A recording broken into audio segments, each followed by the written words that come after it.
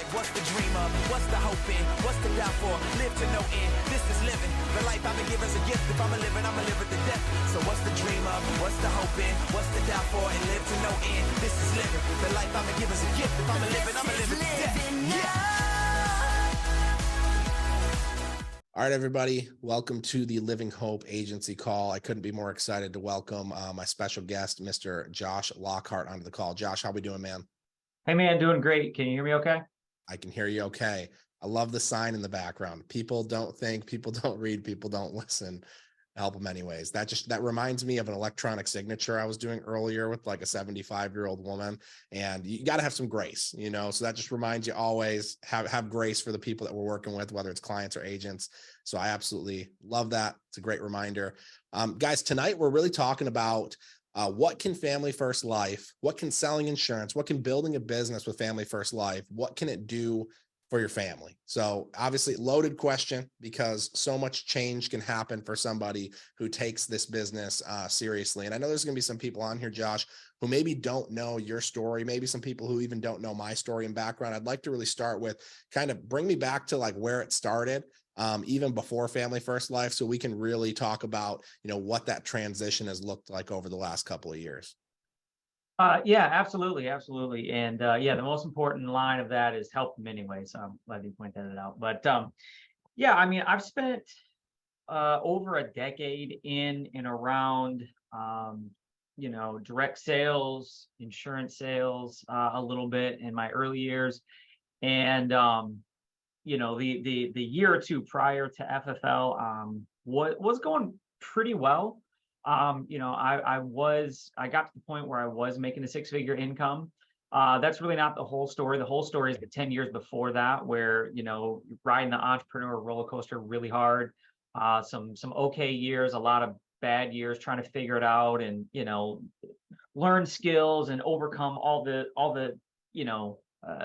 insufficient things that I had going on. But, right the year or two prior to FFL, really the reason that I was open to looking at this opportunity is because sometimes you set a goal for yourself in life and you're like, once I get here, man, wouldn't life be so great, right? And we all say things like, man, once I'm out of debt, wouldn't life be so great? If I could only make six figures, wouldn't life be so great? Once I can do whatever, fill in the gap, wouldn't life be so great? And then you get there and you find out, well, this is like, okay, but it's not as good as I thought it was going to be, right? And not only that, but the income that I was making at that point, once I got to six figures, quite honestly, I had never been more scared, because I knew a various number of changes could happen and that it could go away at any moment.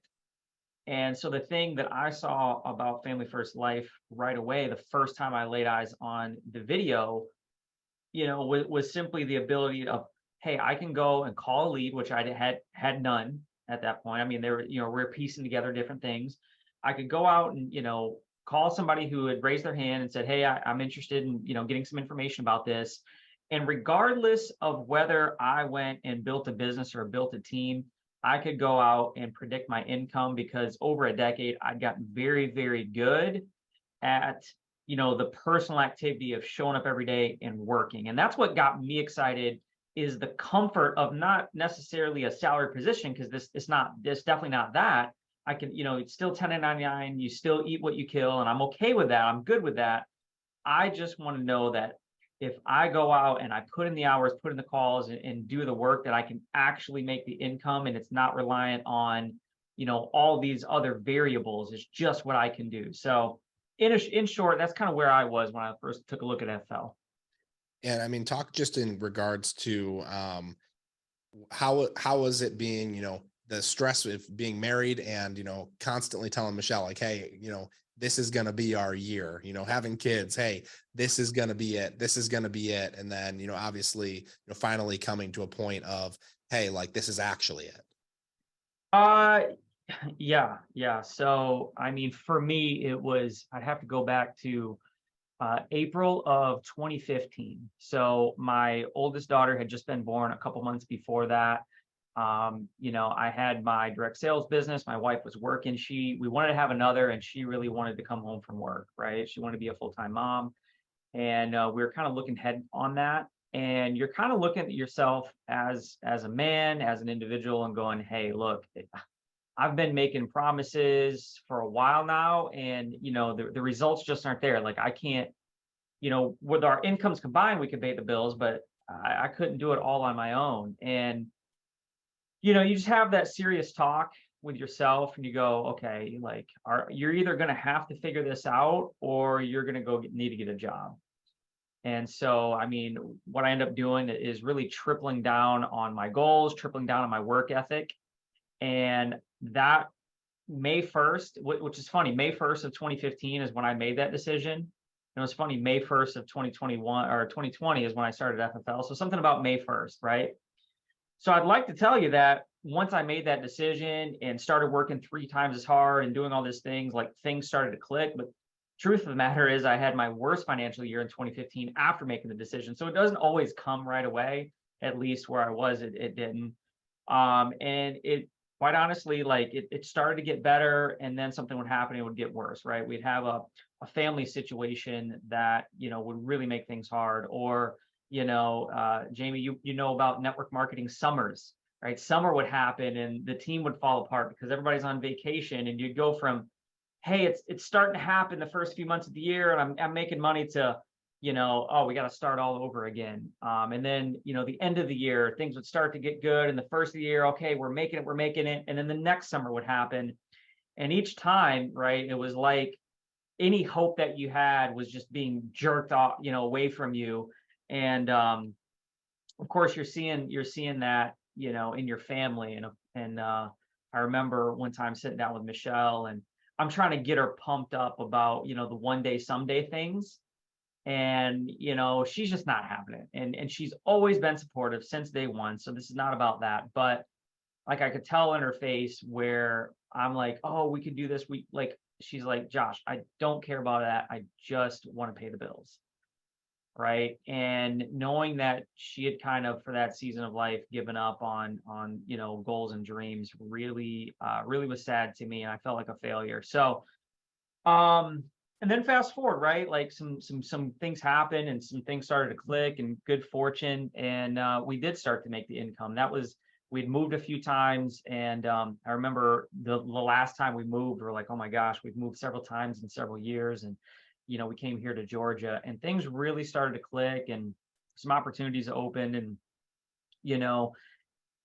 when it starts to happen, you're like, you start to get, even more scared, because you're like, I don't want to mess this up, because it's been a grind for so long. And, fast forward, it's been a few pretty good years now. And, when that thing starts to come back around, and you're having those same conversations, and she goes, hey, I think it'd be really cool if we did X, Y, and Z one day. And to know that that's not just a one day, someday dream, but we can actually put it on the calendar and actually make it happen. Just seeing her eyes light up, quite honestly, made it worth all of it, to be able to deliver that to, my partner, my wife, right? So That's awesome, man. Yeah, I wasn't expecting to go here, Jamie. Yeah, for sure. No, this is good. This is good. Well, we're gonna start there. We'll start with, obviously, kind of where you came from, and I'll start with, a little bit of my background as well, and then we'll kind of transition into, like, honestly, what it can do. And it's so much more than just, hey, I'm financially free, or hey, I've been able to buy this. It's not that, and it's so much more that building a business anywhere, but specifically here, can do for you. So I can't specifically tell you guys what FFL is going to do for you, but I can tell you that it's changed everything for my family and for Josh's family as well. So for me, my story is one of, success and failure multiple times. Made a lot of money, lost a lot of money, made it again, lost it again, constant entrepreneur roller coaster. I've shared recently with a handful of people when I got started in my entrepreneurial journey, single guy, 18 years old, working at Taco Bell. And, some dude who was, drunk standing on a table at a frat house basically told me we were going to be millionaires, one of my best friends. And, we sold energy drinks for years to college students, telling them that if they drank it, they wouldn't be hungover, in the morning. It was a healthy alternative. And we did well. We had, thousands and thousands of, young people all around the country that were selling this product. Even thousands of people over in Europe. I got to travel all over the world when I was 18, 19 years old, doing this, just living this, crazy lifestyle, but it was all taken away overnight. One decision in the industry, took that opportunity away. They decided that they were going to make new rules and regulations for the direct sales industry. And they decided to use our company as the example because we were the loudest and the fastest growing one. And now everybody in that industry follows those rules that were precedented by our company that even won the lawsuit, but it didn't matter. Our teams were gone. Our paychecks were gone.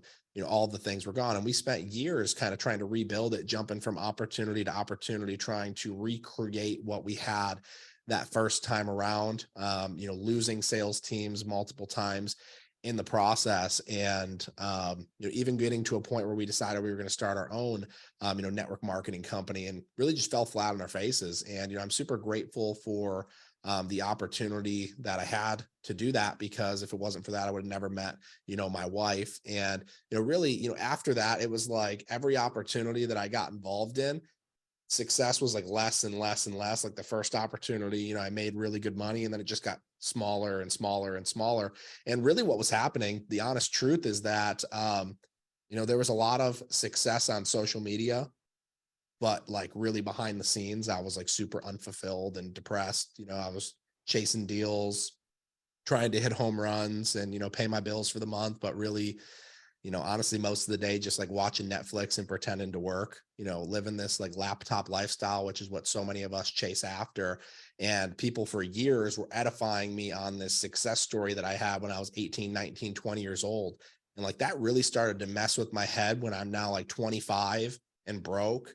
And people are edifying me on a year that I made $100,000 one time and I had never made it again. And I had spent it all and I owed like $40,000 to the IRS, and people were still edifying me based on that past success story. So, now I get together with my wife, and obviously she kind of sees me, through that network marketing journey. She had seen me make money, lost money, the whole deal. Really good job on her part as a teacher. And we put our incomes together. We're making $100,000 a year. I decided to step away from building a traditional business. I was in the network marketing world, built a digital marketing business, stepped away from it, got a job actually as a staff member for Family First Life, put our incomes together. We were doing well. And I kind of gave up on the idea of like ever getting that success back. I started to think about the idea of like, okay, maybe I'll just be like a stay-at-home dad. Like maybe that's what I'll do. And I'll kind of do my little side hustles on the side and put together our incomes. We'll do well and everything will be good. And I just kind of almost settled that like, maybe I'm not going to be able to create those dreams that I have and be the provider for my family. And obviously timing is everything. We, ended up, getting pregnant, starting a family. And at the same time, my wife said she wanted to come home, and I had no idea how I was going to be provider for the family. Honestly, no clue at all.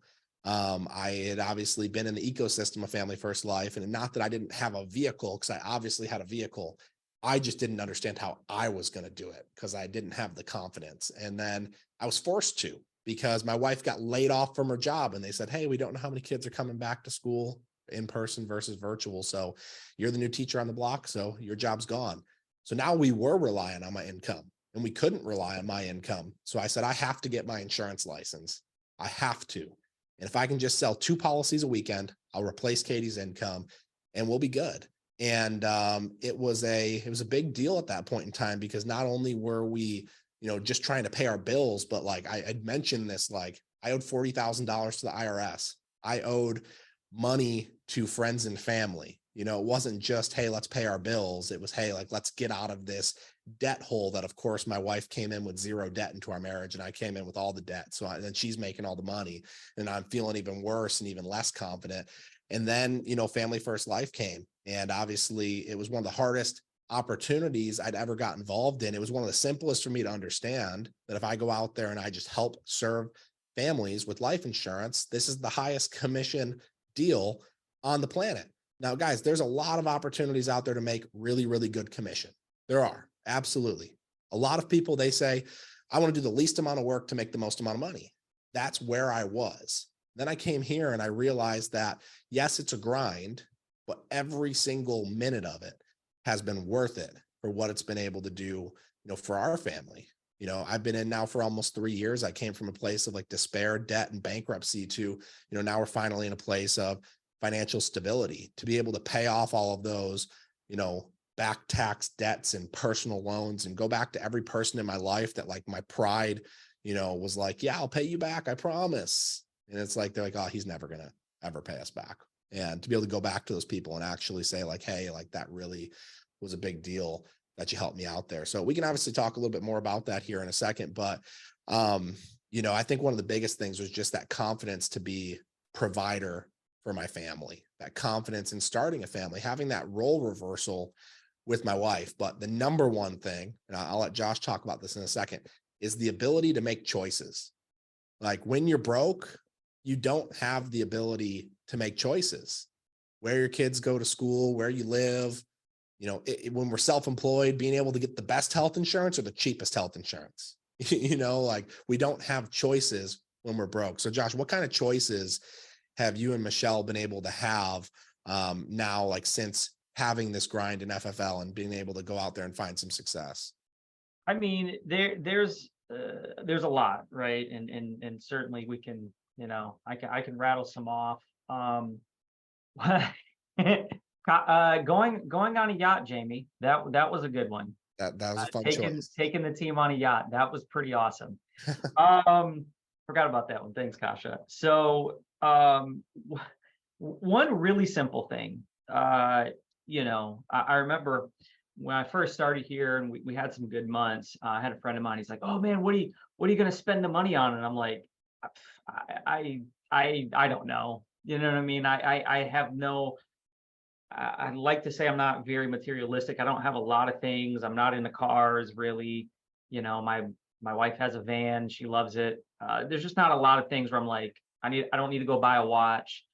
But as you have kids, things get more expensive, right? Because there's more people.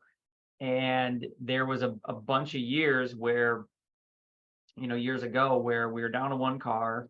And so like I had to have it for appointments. So Michelle was home a lot. And,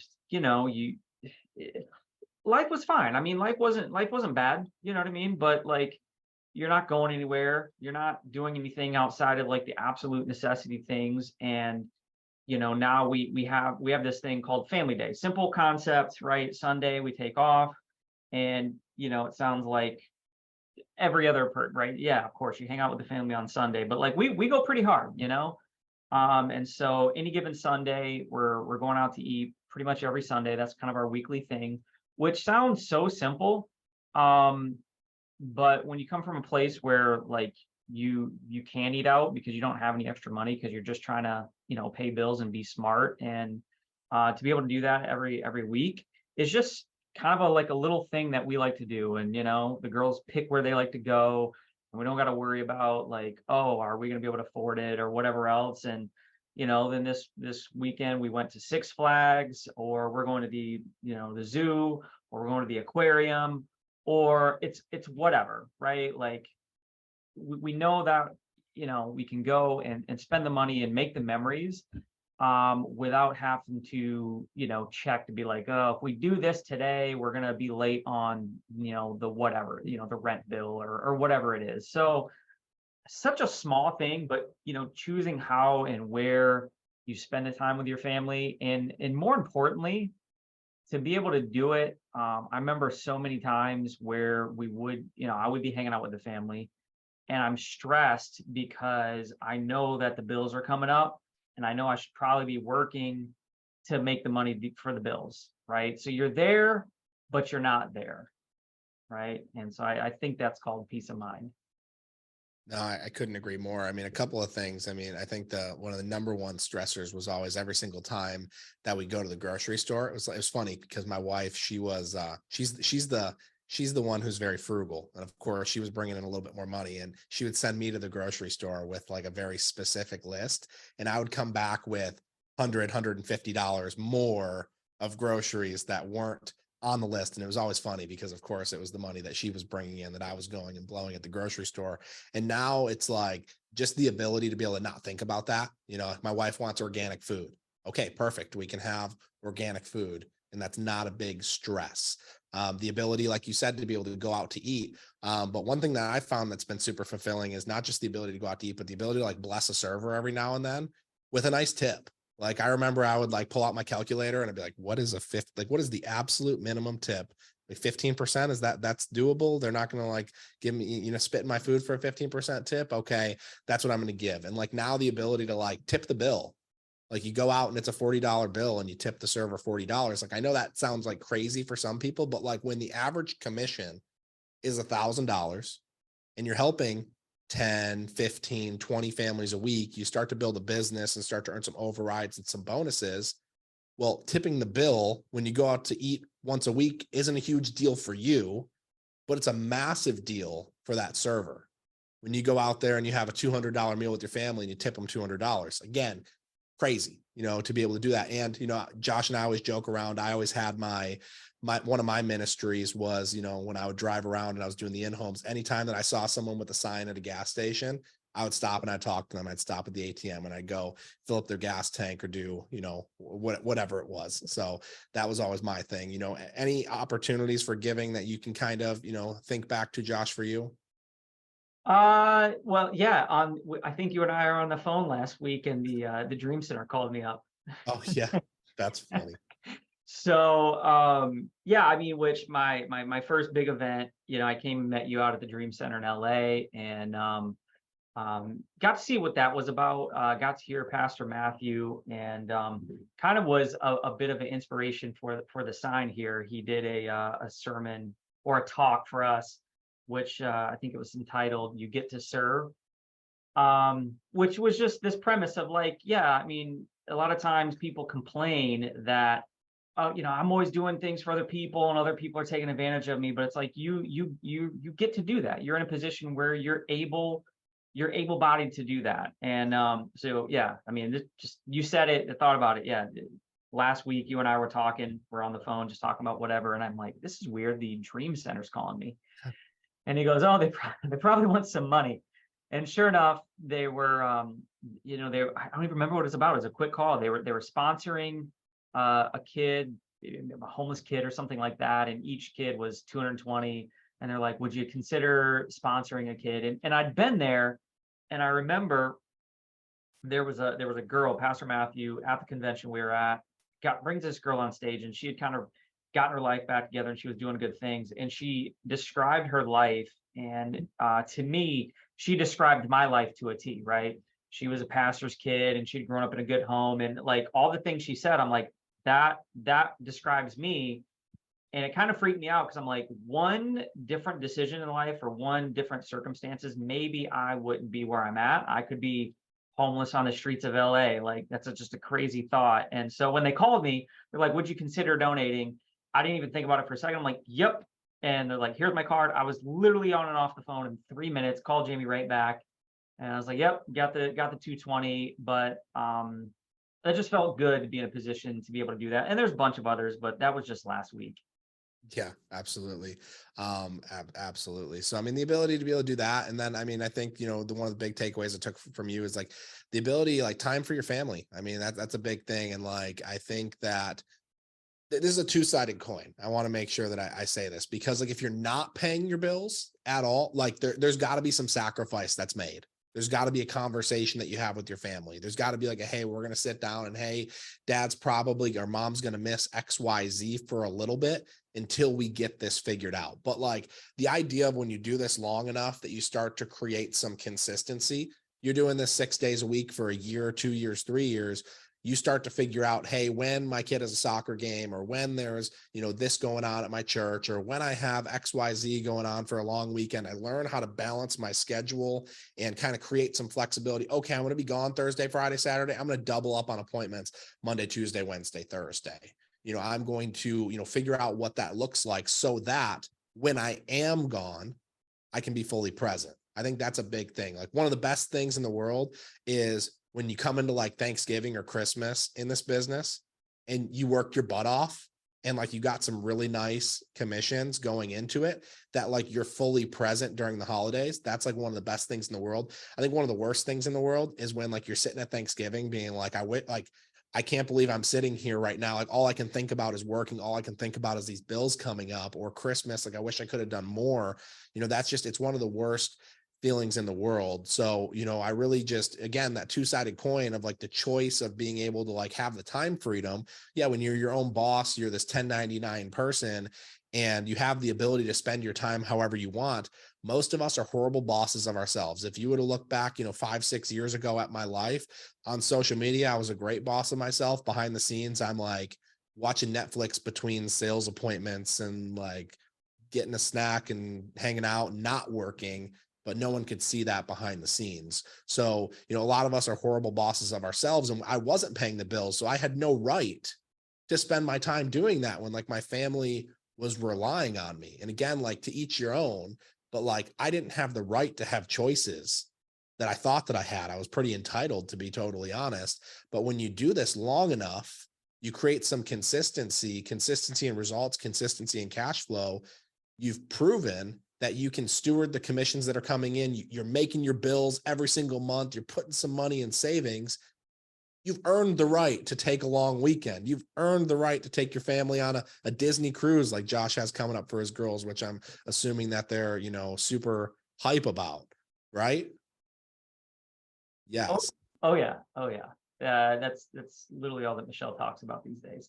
Yeah, absolutely. And then like the other thing, like this is something that I just want to share with some of y'all who, maybe haven't been around for a super long time, about like what, not just selling, but like building a business can do for you. Because here's the deal. If you're a solopreneur in this business, you stop selling, you stop getting paid. That's a fact. If you stop selling, there are no more paychecks. And guess what? 20 to 30% of everything you write is going to fall off the books. So you stop selling, chargebacks are going to come, the whole deal. It's not going to be good. So like, why do we want to build a business here?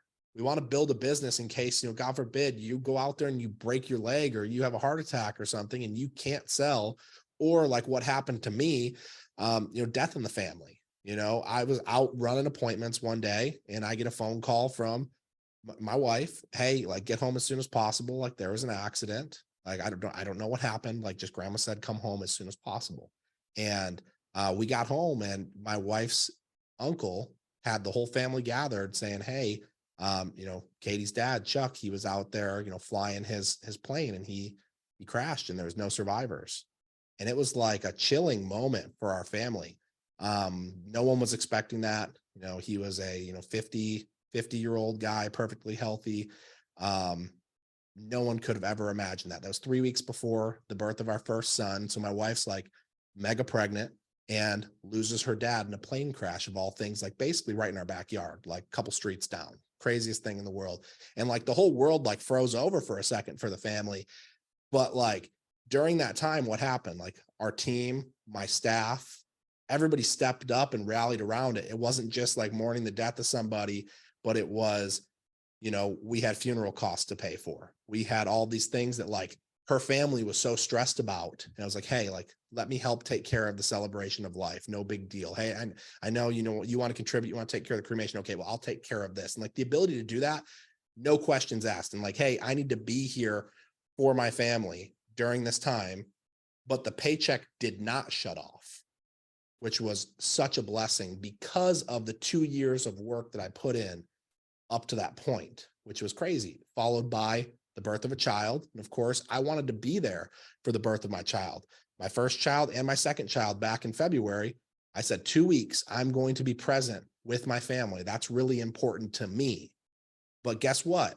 I made sure that was so important to me that I set myself up for success in the past, knowing that was coming up. I knew I would need those 2 weeks. So I made sure I did double up on my appointments, triple up on my appointments, whatever I had to do, knowing that I wasn't going to have business coming in.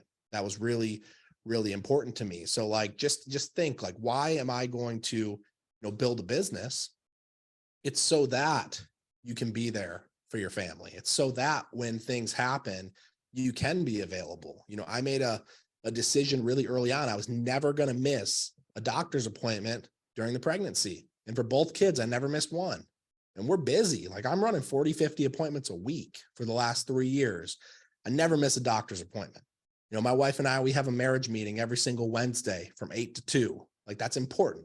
You learn to take time for the things that matter first and build your entire calendar all around it. So what's so powerful about this business is that it can be something that can give you the choices, like we talked about, to be able to be there for your family when they need you. You know, that's important. So any follow-up thoughts on that, Josh?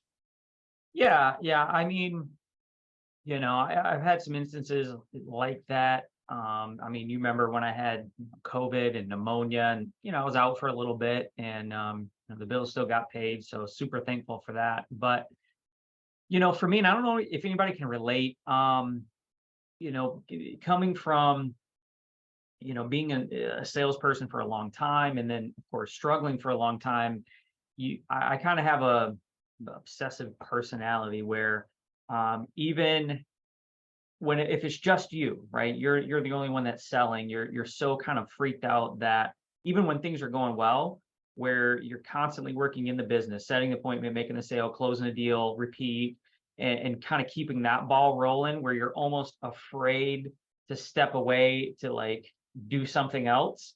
And at times that can be, we talk about, oh, it's so great with family, but like sometimes that can be family. Like, oh man, I gotta get this thing done.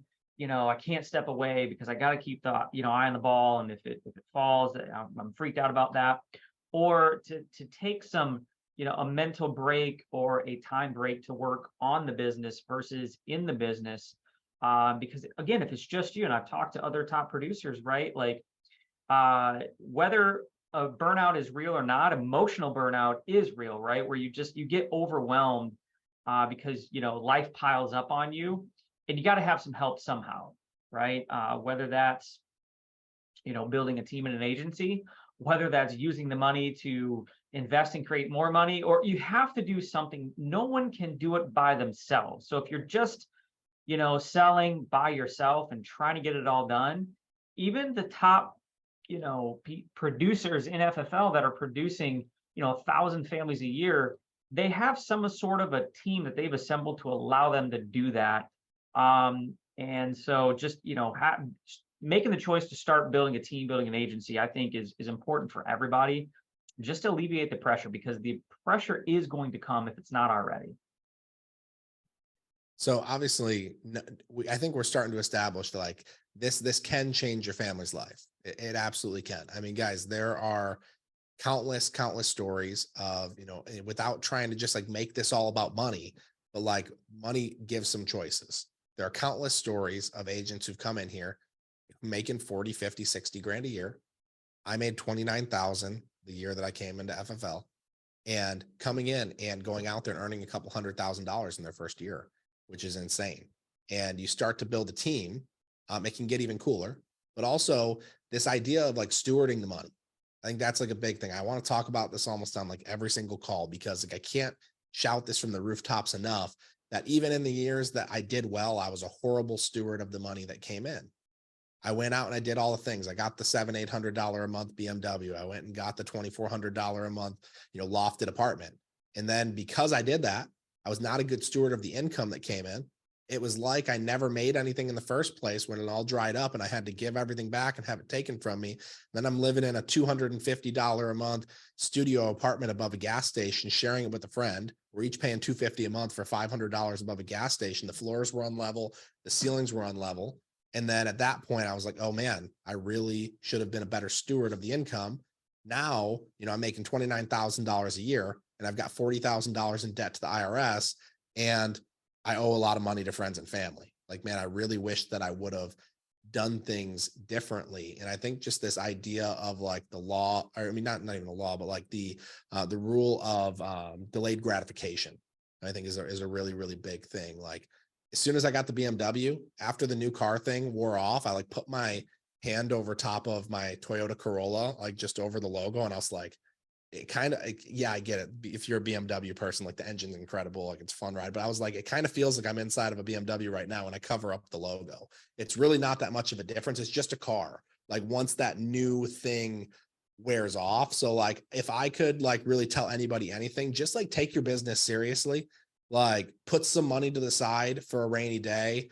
Don't go and spend it all. Like, we were a one-car household as well when we first got started. I was dropping my wife off teaching at school, and I'm out running appointments, coming back and picking her up.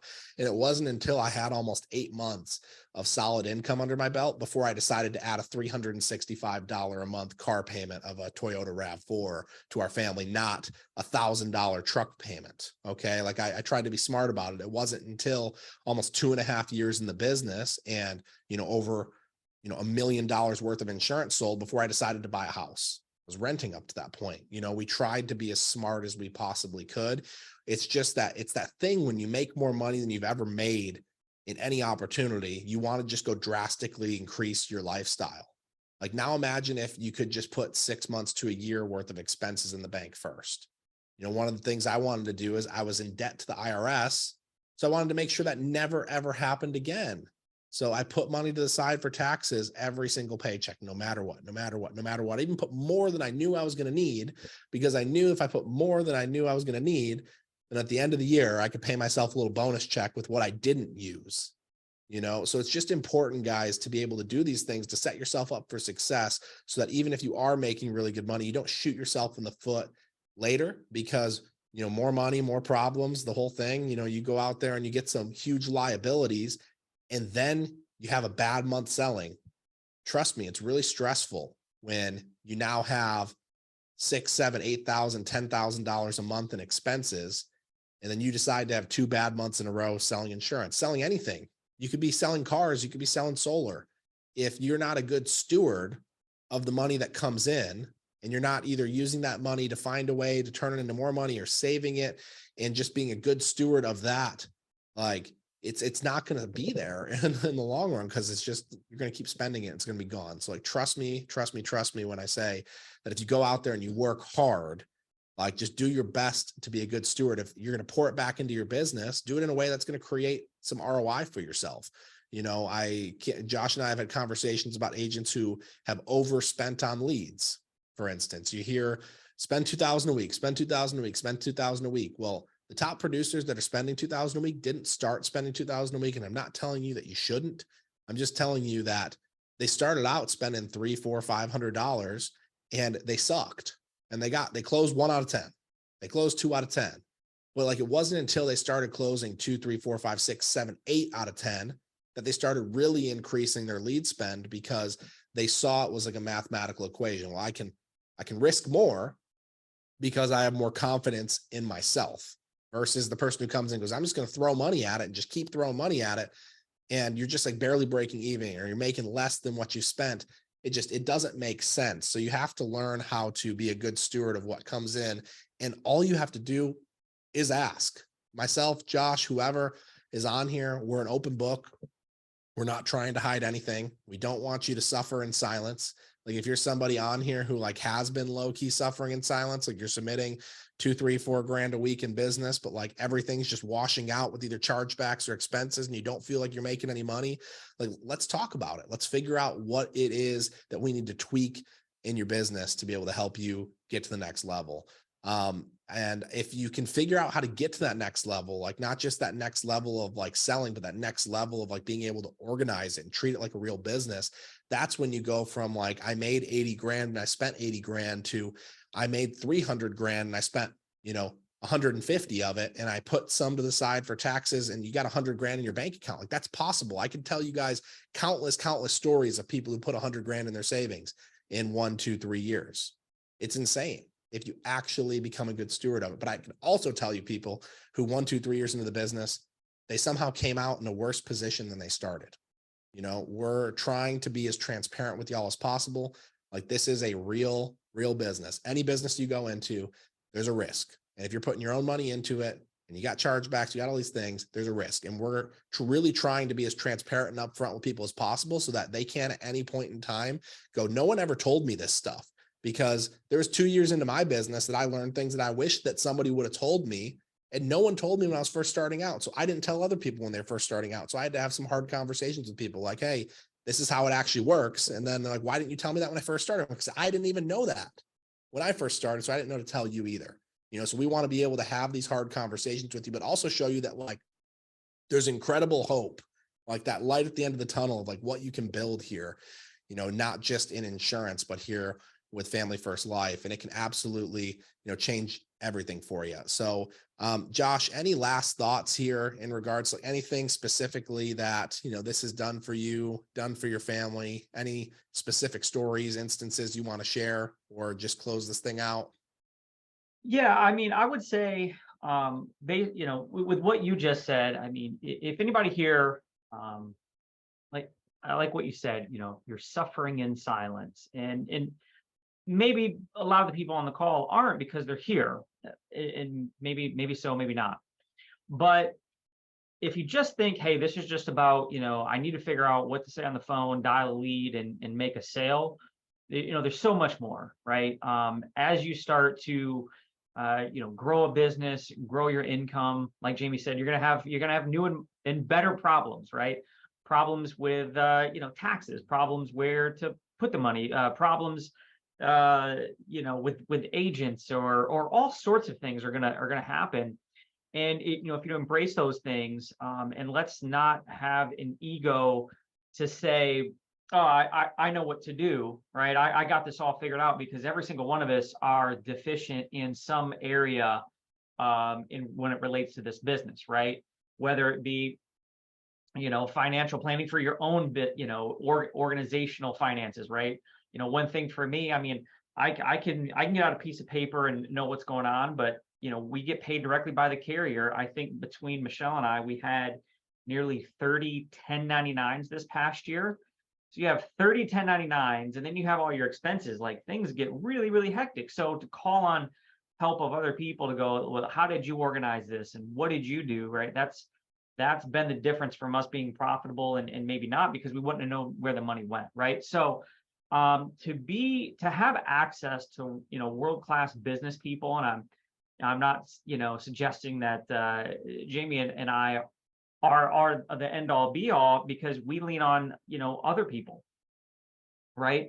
But to be in a community where you have access to those resources, you have access to those people, and to be forming common bonds with people who get you, right? They get where you're at, because this can be a super lonely thing, right?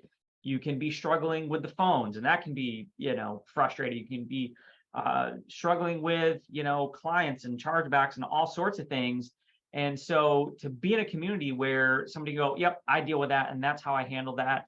And then to make a lifelong friend, and maybe you're, like, I get it. I didn't come here for the people and the friends, right? Like, I didn't. I'm like, I'm trying to build a business. I'm trying to take care of my family. That is why I came. But along the way, right, the people, it happened, right? The friendships, it happened. And so, whatever it is that you're going through, like, make sure to reach out. The squeaky wheel gets the grease. Make sure to put yourself in the environments, and don't be afraid to ask the question, even if you think it might make you look silly.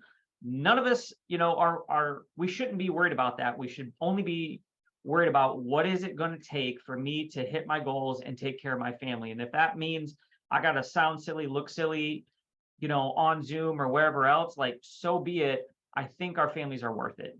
Jamie? My computer died, but I'm still here. So we appreciate y'all.